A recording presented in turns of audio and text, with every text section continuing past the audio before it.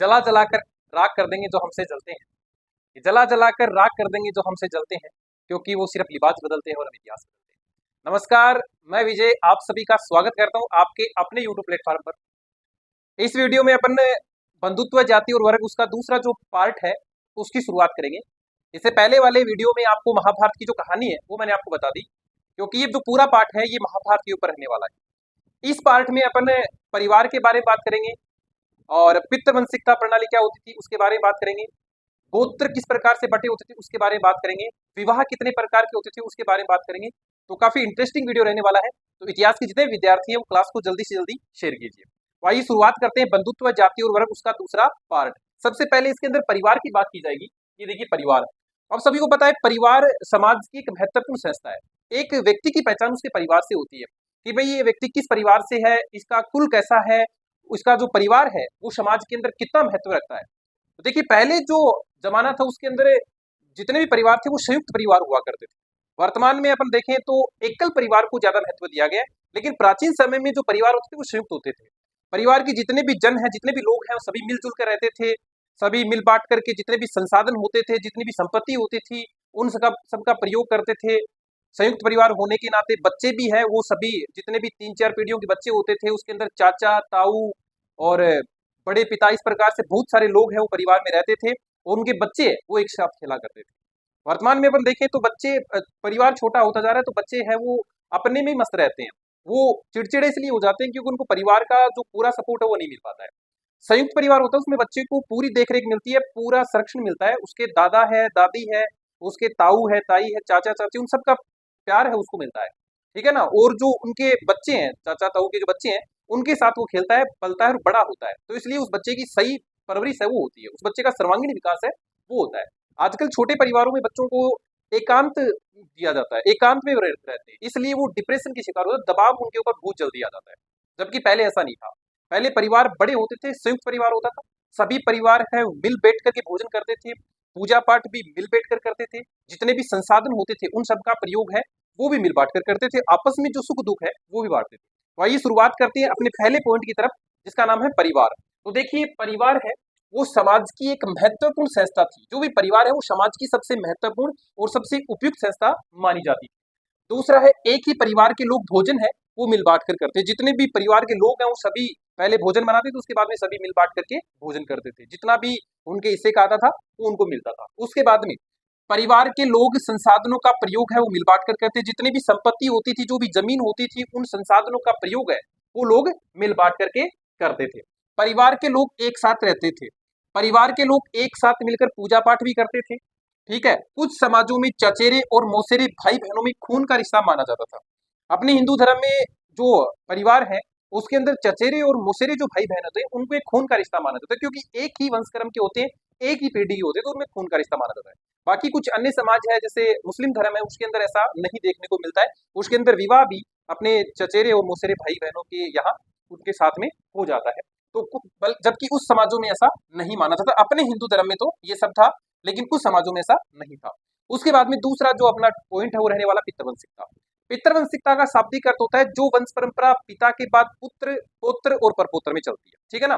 पहले संपत्ति का जो अधिकारी होता है पिता होता है, पिता की मृत्यु के बाद वो जो संपत्ति होती है वो उनके जितने भी पुत्र होते हैं उनमें बांट दी जाती है। इसमें भी कुछ शर्तें थी कि भाई जो ज्येष्ठ पुत्र होगा, जो बड़ा पुत्र होगा, उसको कुछ विशेष अधिकार दिया जाता था, संपत्ति का कुछ ज्यादा हिस्सा है वो ज्येष्ठ पुत्र को दिया जाता था।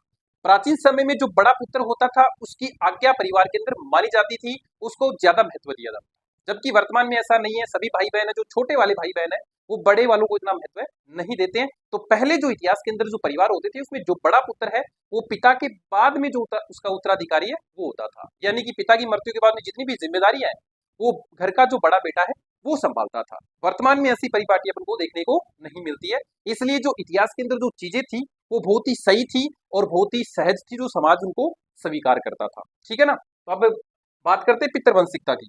पितृवंशिकता से अभिप्राय ऐसी वंश परंपरा जो पिता के बाद पुत्र, पौत्र एवं परपौत्र से चलती रहती थी। पिता की संपत्ति है वो उसके मरने के बाद उसके बेटों में, फिर उनके पोतों में और फिर उनके जो पड़पोते होते थे, परपौत्र होते थे, उसके अंदर चलती थी।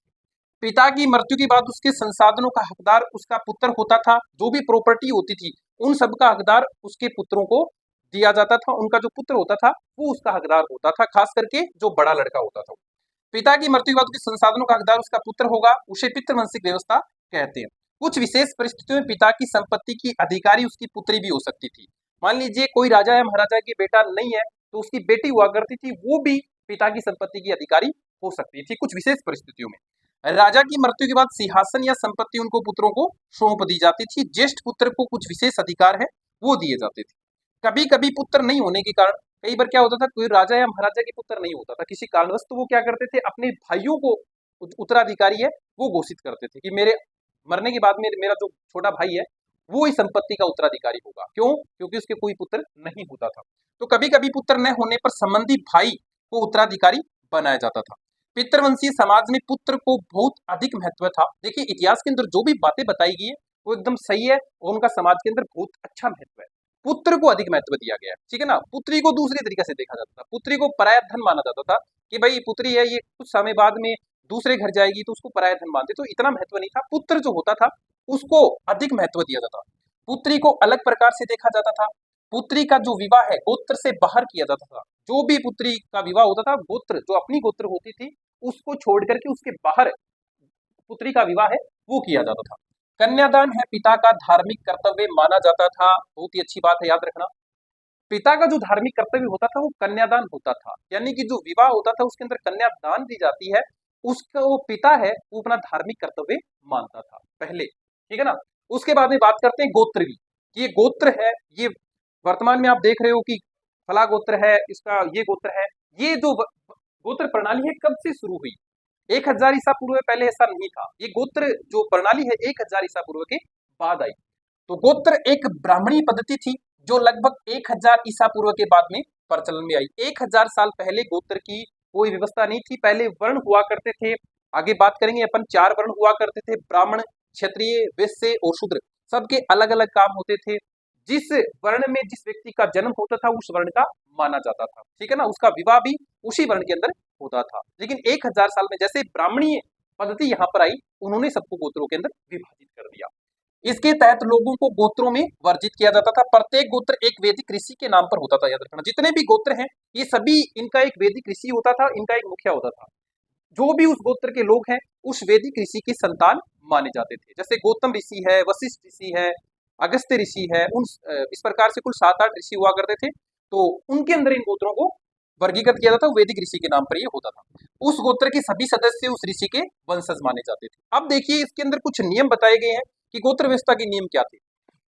एक ही गोत्र में विवाह नहीं हो सकते थे। क्यों? क्योंकि आपस में जो भी गोत्र के जो लोग हैं, जो लड़के और लड़की आपस में भाई बहन माने जाते, तो उसके अंदर विवाह नहीं होता था। दूसरा, लड़की का जो गोत्र है, कुंवारी है तब तो पिता के गोत्र की मानी जाती थी। जैसे ही उसकी शादी होती, विवाह होता था, उस लड़की को अपने पिता का गोत्र बदल करके पति के गोत्र का माना जाता था। तो देखिए समान गोत्र के सदस्य आपस में विवाह नहीं कर सकते थे। क्यों? क्योंकि ऐसा माना जाता था कि वह आपस में भाई बहन है, इसलिए विवाह वर्जित था। दूसरा, विवाह के बाद स्त्री को अपने पिता के गोत्र को बदलकर पति का गोत्र अपनाना पड़ता था। यानी पिता के गोत्र की जगह पति का जो सरनेम होता था, पति का जो गोत्र होता था, वो लड़की को अपनाना पड़ता था। उसके बाद में बात करेंगे गोत्र के आधार पर विवाह कितने प्रकार के होते हैं। ये गोत्र के आधार पर है। फिर इसके बाद में अलग से जो और 8 प्रकार के विवाह होते थे उनकी बात करेंगे। ये गोत्र के आधार पर है। इसके अंदर 4 प्रकार के विवाहों को बांटा गया। एक तो बहिर्विवाह, एक अंतर विवाह है, एक बहुपत्नी प्रथा और एक बहुपति प्रथा, ठीक है ना। सबसे पहले बात करेंगे बहिर्विवाह, यानी कि ये विवाह होता था गोत्र के बाहर विवाह करने को क्या कहते थे? बहिर्विवाह, ठीक है ना। तो बहिर्विवाह पद्धति का अर्थ है गोत्र के बाहर या जाति में विवाह। जाति तो वही होगी लेकिन सिर्फ गोत्र है वो बाहर होगा, यानी गोत्र है वो अलग होगा, जाति वो की वो होगी, ठीक है ना। तो बहिर्विवाह पद्धति का अर्थ है गोत्र के बाहर जाति में विवाह। दूसरी बात करते हैं अंतर्विवाह। अंतर्विवाह का मतलब गोत्र के अंदर विवाह, ठीक है ना। तो अंतर्विवाह का मतलब क्या होगा? अंतर्विवाह पद्धति का अर्थ है गोत्र के अंदर कुल या जाति में विवाह होना क्या कहलाता है? अंतर्विवाह। उसके बाद में बात करते हैं बहुपति और बहुपत्नी की। बहुपति का मतलब होता है एक स्त्री के अनेकों पति होना। इसके उदाहरण समाज में बिरले ही मिलते हैं। जैसे कि महाभारत में जो द्रौपदी थी उसके अंदर उसके 5 पति थे, ठीक है ना। द्रौपदी के 5 पति थे तो इसलिए उसको बहुपति प्रथा कहा जाता है, यानी एक स्त्री के अनेकों पति होना। बहुपत्नी का मतलब होता है एक पुरुष की अनेक पत्नियां होना। ये प्राचीन समय में जितने भी राजा महाराजा हैं उनकी बहुत सारी पत्नियां हैं वो होती थी धर्मशास्त्र। ये क्या था? धर्मसूत्र और धर्मशास्त्र में कुछ कायदे कानून बनाए गए, कुछ नियम बनाए गए जो ब्राह्मणों के द्वारा प्रचलित थे। तो समाज की बदलती हुई परिस्थितियों, लोगों के बीच बढ़ते मेलजोल को देखते हुए ब्राह्मणों ने कुछ नियम और कायदे कानून को बनाया। ब्राह्मणों ने देखा कि समाज के अंदर मेलजोल बढ़ रहा है, लोग आपस में लोगों अपनी की सुख दुख के एक दूसरे को बता रहे हैं, तो उन्होंने कुछ नियम कायदे कानून है वो बनाए। उसको क्या कहते थे? धर्मसूत्र कहते थे। इन कायदे कानून और नियमों समूह को आचार संहिता कहा जाता है। जितने भी कायदे कानून बनाए हैं, जो भी नियम बनाए हैं, उन सभी को आचार संहिता है वो कहा जाता था। कुछ समाज के अंदर नियम बनाए गए, कायदे कानून बनाए गए, उसको अंदर आचार संहिता है वो कहा जाता था। इसका संकलन है 520 ईसा पूर्व धर्मसूत्र और धर्मशास्त्र नामक संस्कृत ग्रंथों में किया गया था। इनमें सबसे महत्वपूर्ण ग्रंथ है वो मनुस्मृति था। ठीक है ना, याद रखना, मनुस्मृति है सबसे प्रचलित धर्म ग्रंथ था। मनुस्मृति सबसे प्राचीन और सबसे प्रचलित। इसका संकलन 200 ईसा पूर्व से 200 ईसा पूर्व के बीच हुआ था। मनुस्मृति का संकलन 200 से लेकर के 200 ईसा पूर्व के बीच हुआ था। उसके बाद में धर्मशास्त्र और धर्मसूत्रों में वर्णित बातें, कौन कौन सी चीजों का जिक्र है वो धर्मसूत्र और धर्मशास्त्रों के अंदर किया गया था। तो पहले गोत्र, गोत्र की बात अपन ने कर ली। उसके बाद में विवाह के कितने प्रकार थे उनकी बात आएगी। उसके बाद में वर्ण कितने थे, वर्ण की व्यवस्था किस प्रकार से थी, कितने वर्ण थे, उसके अंदर वर्णों के कौन कौन से कार्य हुआ करते, उन सब बातों का जिक्र इसके अंदर होगा। अन्य वर्ण, कुछ वर्ण के अलावा भी कुछ जातियां होती थी जो समाज के द्वारा बहिष्कृत जातियां थी, उसके अंदर उन चीजों का जिक्र किया जाएगा। तो अन्य वर्ण हुआ करते जैसे कि चांडाल वगैरह है वो इसके अंदर आएंगे। उसके बाद में जातीय व्यवस्था, जो जाति है वो बाद में बनी, उसका जिक्र इसके अंदर होगा। और संपत्ति, जो महिलाओं के अंदर किस प्रकार से बटी होती थी, पुरुषों के अंदर संपत्ति है उसका विभाजन किस प्रकार से होता था, उन सब के तरीकों का जिक्र इसके अंदर होगा। अब बात करते हैं विवाह की। ठीक है ना, वो तो गोत्रों के अंदर विवाह थे भाई, बहिर्विवाह है, अंतर विवाह है, बहुपत्नी और बहुपति प्रथा जो थी वो विवाह थे, वो तो गोत्रों के अंदर थे। उसके अलावा कुछ विवाह होते थे। तो धर्मशास्त्र और धर्मसूत्रों में 8 प्रकार के विवाह का उल्लेख किया गया है। 1 2 3 नहीं बल्कि 8 प्रकार के विवाह है वो इसके अंदर होते थे। अपन एक एक विवाह का जिक्र इसके अंदर करेंगे, उसके अंदर आपको डिटेल है वो दी जाएगी। तो 8 प्रकार के विवाह माने गए। इनमें से पहले 4 जो विवाह थे वो उत्तम थे। पहले जो 4 विवाह है उनको श्रेष्ठ माना गया, उत्तम माना गया, जिसको समाज के द्वारा स्वीकृति दी गई है। अंतिम जो 4 विवाह है ये समाज के द्वारा निंदित है, इनकी निंदा है वो की गई है और अंतिम को निंदित या वर्जित माना गया। सबसे पहले बात करते हैं ब्रह्म विवाह की। देखिए प्रिय विद्यार्थियों, ब्रह्म विवाह क्या होता था? इसके अंदर समान जाति और समान वर्ण के लड़के और लड़की का विवाह किया जाता था, यानी कि इसको एक तरह से अपन अरेंज मैरिज बोल सकते हैं। इसके अंदर लड़की का पिता है वो कन्या दान करता था, लड़की को बहुत सारे अलंकृत वेशभूषा है, आभूषण है वो दिए जाते थे, खूब सारा दहेज है वो इसके अंदर दिया जाता था। तो ये ब्रह्म विवाह होता था। इसको वर्तमान में अपन अरेंज मैरिज बोल सकते हैं। ये विवाह सबसे उच्च कोटि का माना, सबसे उत्तम माना जाता था। ठीक है ना, तो अरेंज मैरिज आज भी प्रचलित है और सबसे उत्तम माना जाता है। दूसरा है देव विवाह। देव विवाह क्या होता था? इसके अंदर कोई राजा है वो किसी पुरोहित से यज्ञ वगैरह करवाते थे, यज्ञ अनुष्ठान वगैरह करवाते थे और परिश्रमिक यानी कि उसकी जो मजदूरी होती थी उसके बदले अपनी कन्या का दान करते थे, उससे अपनी कन्या का विवाह है वो करवाते थे। इसको कहते थे देव विवाह। तो ये भी उत्तम माना जाता था। तीसरा है आश्रम विवाह। आश्रम का मतलब होता है इसके अंदर लड़की वाले हैं वो लड़के वाले से एक गाय और बैल का जोड़ा लेकर के फिर अपनी कन्या का दान करते थे, कन्या का विवाह है वो लड़के के साथ करते थे, तो वो होता था आश्रय विवाह। उसके बाद में चौथा है प्रजापति विवाह। सबसे अच्छा और सबसे उत्तम विवाह, ना कोई लेना ना कुछ देना, यानी कि इसके अंदर किसी भी प्रकार के दहेज का लेन देन नहीं किया जाता था। ठीक है ना, ना तो लेना है और ना देना है, ये प्रजापति विवाह होता था, बिना किसी दहेज के किया जाने वाला विवाह। और सबसे अच्छा था ये, क्यों? क्योंकि आप देख रहे हो वर्तमान में जिस प्रकार से विवाह चल रहे हैं, तो एक शादी नहीं होकर के सौदा हो गया, बहुत सारे पैसे वगैरह का प्रयोग उसके अंदर ज्यादा होता है। तो लड़की का जो पिता है ना वो इसमें सबसे ज्यादा भेंट चढ़ता है, उसके अंदर है, उसका पूरी जिंदगी कर्जे में निकल जाती है। तो ये चीज गलत है, समाज के अंदर नहीं होनी चाहिए। आजकल एक तरह से दिखावा विवाह के अंदर बहुत ज्यादा हो रहा है। ठीक है ना, तो ये प्रजापति विवाह क्या होता था? बिना किसी दहेज के संपन्न किया जाता, सबसे अच्छा है, होना भी चाहिए। उसके बाद में गंधर्व विवाह। गंधर्व विवाह का मतलब वर्तमान का प्रेम विवाह। गंधर्व का मतलब सोचा और हो गया। ठीक है ना, वर्तमान में सबसे ज्यादा ये चल रहा है, सबसे ज्यादा ट्रेंड में मान सकते हैं गंधर्व विवाह, प्रेम विवाह। इसके अंदर देखो वैसे तो है गलत, ये तो 4 तो उत्तम कोटि के हैं, ये 4 है निंदित माने गए हैं, निम्न कोटि के माने गए हैं। क्यों? क्योंकि जैसे गंधर्व विवाह किसी ने कर लिया है, लड़के और लड़की ने अपने पसंद से विवाह तो कर लिया है, लेकिन जो अपने पितर होते हैं जिनको अपन तर्पण कर ले, मरने के बाद में उनका तर्पण किया जाता है, जो उनका पिंडदान किया जाता है, वो पितर स्वीकार नहीं करते हैं। ये शास्त्रों में बात लिखी गई है। इतिहास के अंदर जिन चीजों को निंदित माना गया है, जिन चीजों के लिए वर्जित चीजें रखी गई है, वो बहुत सही रखी गई है। उनके पीछे उनने कुछ कारण बताए जितने भी अपने पितर होते हैं उनका जो तर्पण करते हैं, उनके मरने के बाद में उनका जो पिंडदान किया जाता है, वो पितर है वो स्वीकार नहीं करते हैं। अगर गंधर्व विवाह में लड़का अलग जाति का है और लड़की अलग जाति की, उनसे जो उत्पन्न संतान होती थी उसके अंदर वर्ण संकर होता था। ना तो वो उत्पन्न संतान है, ना तो वो लड़के की जाति की मानी जाती थी और ना लड़की की जाति की मानी जाती, इसलिए वो वर्ण संकर उत्पन्न हो जाता था। तो शास्त्र है इस चीज को गलत मानते थे। तो गंधर्व विवाह वर्तमान का प्रेम विवाह। उसके अंदर बात करते हैं राक्षस विवाह। इसके अंदर कन्या का अपहरण किया जाता था। ये विवाह है क्षत्रिय वर्ण में प्रचलित था, ठीक है ना। भगवान श्री कृष्ण और रुक्मणी का विवाह है वो भी इसी प्रकार से हुआ था। तो ये क्षत्रिय वर्ण में प्रचलित था।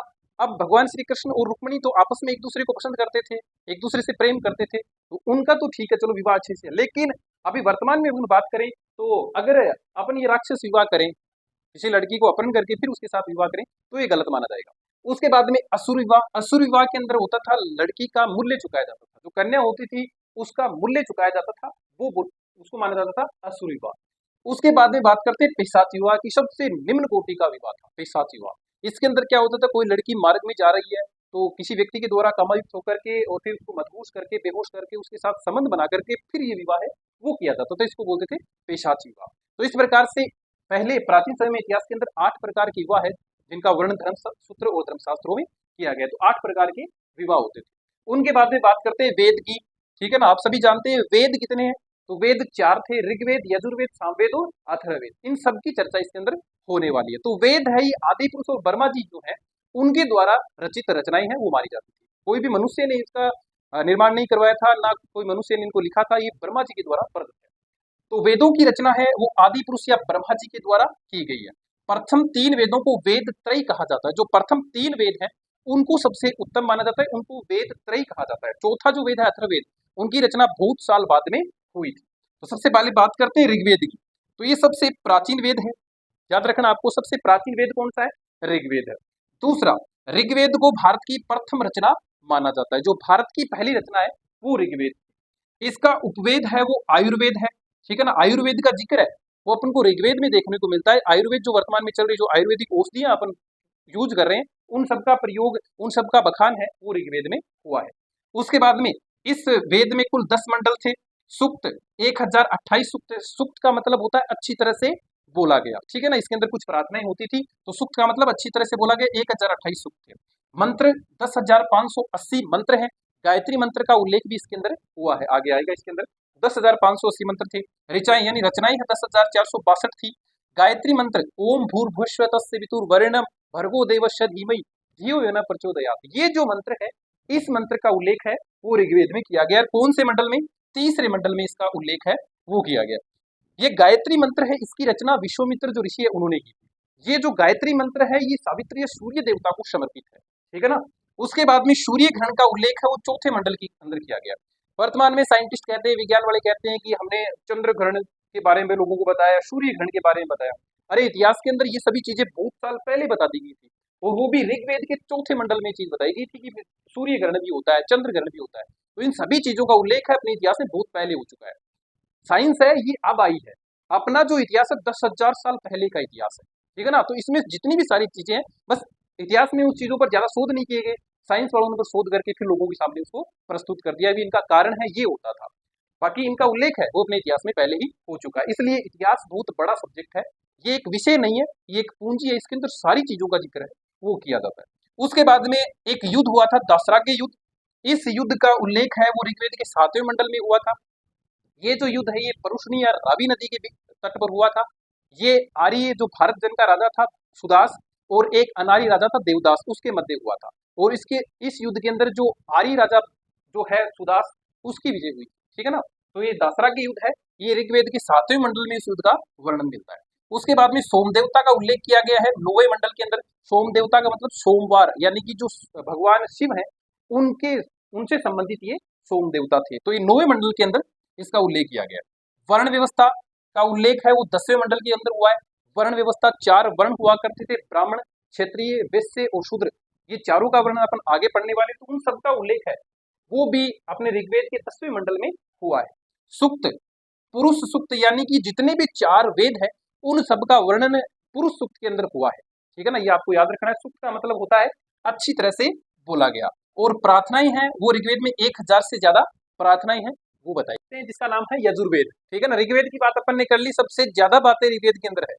यजुर्वेद की बात करते हैं तो यजुर्वेद है वो यज्ञ, हवन और कर्म कांडों से संबंधित है। जितने भी यज्ञ हुए हैं, हवन किए गए हैं, कर्मकांड किए गए, वो सभी उन सबका वर्णन यजुर्वेद में किया जाता है। दूसरा, यह वेद गद्य और पद्य दोनों में लिखा गया है। याद रखना, ये ऐसा वेद है जो गद्य और पद्य दोनों में लिखा गया है। बाकी जितने भी वेद हैं वो पद्य में है, सिर्फ ये मात्र ऐसा वेद है जो गद्य और पद्य दोनों में है। गद्य में भी है और पद्य में, बाकी जितने वेद हैं वो सिर्फ पद्य में। उसके बाद में इसका जो उपवेद है वो धनुर्वेद है। उसके बाद में अगले वेद की बात करते हैं, सामवेद। भारतीय संगीत का जो जनक है वो सामवेद, यानी भारतीय संगीत की जो जननी है यानी कि जनक है वो सामवेद माना जाता है। भारतीय संगीत की उत्पत्ति है वो इस वेद से मानी जाती है। इसका उपवेद है गंधर्ववेद। उसके बाद में अगले वेद की बात करते हैं, अथर्ववेद। इस वेद का नामांकन है वह अथर्वा ऋषि के नाम पर हुआ। एक ऋषि था प्राचीन समय में अथर्वा नाम का, उसके नाम पर इसका नामांकन हुआ। इस वेद में रोग निवारण, औषधियां, साप, वशीकरण एवं जादू टोने का वर्णन किया गया। ये एक ऐसा वेद है, इसके अंदर जितने भी रोग होते थे प्राचीन समय में उन सब का निवारण, जितने भी औषधियां हैं उन सब की बातें इसके अंदर हुई है। और काला जादू, टोना टोटका जो भी होता था, किसी को बस में करना है, वशीकरण है, साप किसी को देना है, उन सब का वर्णन है वो अथर्ववेद में किया गया है। अथर्ववेद है वो कन्याओं के जन्म की निंदा करता है। ठीक है ना, ये भी आपको याद रखना है। इसका उपवेद है वो शिल्प शास्त्र या अर्थशास्त्र माना जाता है। उसके बाद में बात करते हैं वर्णों की। 4 प्रकार के वर्ण मैंने आपको बता दिया, ब्राह्मण, क्षत्रिय, वैश्य और शूद्र। सबसे पहले ब्राह्मण की बात करते हैं। जितने भी वर्ण है इनकी उत्पत्ति भगवान आदि पुरुष या ब्रह्मा जी के शरीर से हुई है। ब्राह्मण है वो भगवान ब्रह्मा के सिर से यानी कि जो शीश है उनसे उनकी उत्पत्ति हुई है। इनका काम था यज्ञ करना, दान लेना और विद्याध्ययन करना, पढ़ना और पढ़ाना, ये इनका काम हुआ करता था ब्राह्मणों का। उसके बाद में बात करते हैं क्षत्रिय। क्षत्रिय की उत्पत्ति है भगवान ब्रह्मा जी के जो वक्षस्थल और भुजाएं हैं उनसे उनकी उत्पत्ति हुई है। क्षत्रियों का काम था लोगों को सुरक्षा प्रदान करना, यज्ञ करवाना, दान देना। ठीक है ना, ये राजा हुआ करते थे तो इसलिए ये क्षत्रिय वर्ण के माने जाते हैं। उसके बाद में वैश्य। वैश्य की उत्पत्ति है भगवान आदि पुरुष या ब्रह्मा जी के जंघाओं से मानी जाती है। इनका काम कृषि, पशुपालन और व्यापार करना इनका काम हुआ करता था। उसके बाद में बात करते हैं शूद्रों की।